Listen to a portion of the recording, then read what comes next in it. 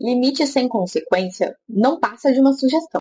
Basicamente, a gente precisa entender limite não sobre o que o outro precisa fazer ou o que o outro precisa deixar de fazer, mas sim sobre o que eu vou fazer a partir daquela coisa que o outro faz ou deixa de fazer.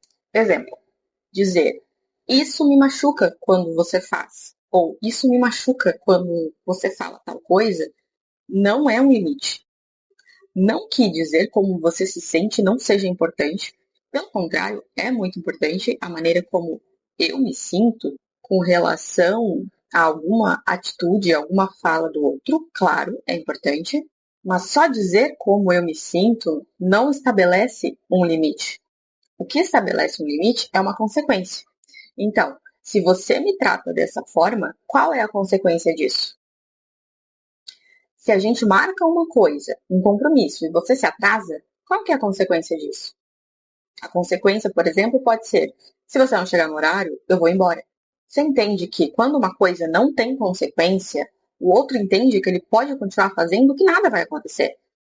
Por exemplo, adultos que somos, temos um horário de trabalho, por exemplo. Se o meu horário de trabalho é todo dia, para começar às 8 horas, e todo dia eu chego às 9, a primeira consequência é: essa uma hora que eu atraso todos os dias será descontada do meu salário, certo? Em teoria, essa consequência é o suficiente para extinguir, sumir com esse meu comportamento de me atrasar. Ou, de uma maneira mais branda, a minha primeira consequência pode ser o meu chefe entrar em contato comigo e falar: fulana, se você continuar se atrasando, a gente não consegue manter você na equipe. E daí cabe a mim, né? Continuar ou não agindo dessa forma.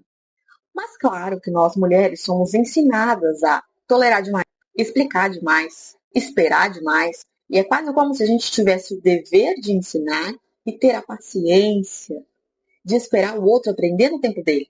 E aí chamam isso de paciência, de maturidade. E é quase como se fosse uma exigência que a gente fosse dessa forma. Na prática, a gente é ensinada a evitar conflito, a lidar com a culpa, né? Porque coitadinha da outra pessoa, e até aquela necessidade de aprovação.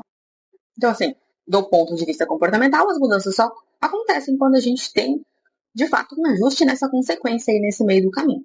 Um limite, quando ele é saudável, ele é claro, ele é possível e ele é sustentável. Então, eu preciso ser clara sobre qual é o meu limite.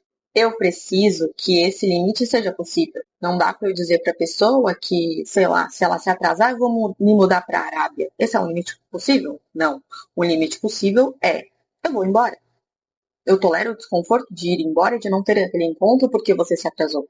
Basicamente, a consequência ela não existe assim para ensinar para o outro. Ela existe para proteger você, para proteger os seus limites, para proteger o que é importante, para proteger o que é negociável, para proteger o que é valoroso para você.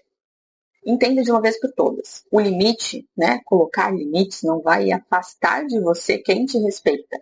Não vai te tirar relações saudáveis. Mas sim, relações que não são tão legais. Ela vai romper, você colocar limites, rompe vínculos que não são saudáveis.